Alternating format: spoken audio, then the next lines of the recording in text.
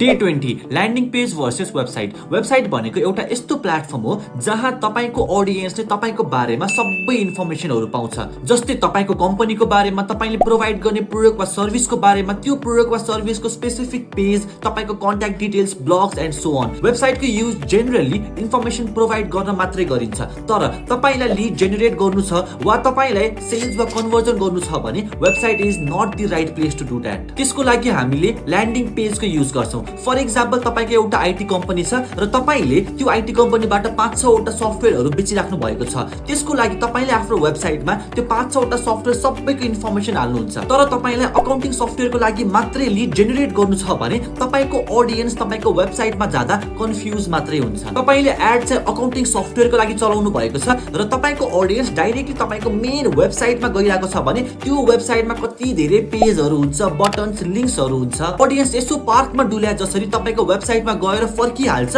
र तपाईको lead generate गर्ने गोल चाहिँ अचिभ हुँदैन। अब गोल अचिभ गर्नको लागि चाहिँ हामीहरूले ल्यान्डिङ पेज बनाउँछौं जसमा अकाउन्टिङ सफ्टवेयरको बारेमा मात्र इन्फर्मेसन हुन्छ। लाइक त्यो सफ्टवेयर कसको लागि हो, त्यो सफ्टवेयरमा बेनिफिट्स र फिचर्सहरू के छ, त्यो सफ्टवेयर युज गरिरहेको क्लाइन्ट को हो, उनीहरूको फिडब्याक र फाइनली एउटा अफर र लीड क्याप्चर गर्ने फर्म। ऑडियन्स ल्यान्डिङ पेजमा आएपछि कुनै पनि अरु कुराले डिस्ट्र्याक्ट हुँदैन, किनभने त्यो पेजमा एउटा स्पेसिफिक प्रोडक्टको बारेमा मात्र इन्फर्मेसन हुन्छ र त्यो प्रोडक्ट लिनको लागि लीड क्याप्चर गर्ने फर्म। ऑडियन्सले केही पनि गर्न पाउँदैन र ल्यान्डिङ पेजको युज गरेर तपाईले आफ्नो गोल इजिली अचिभ गर्न सक्नुहुन्छ।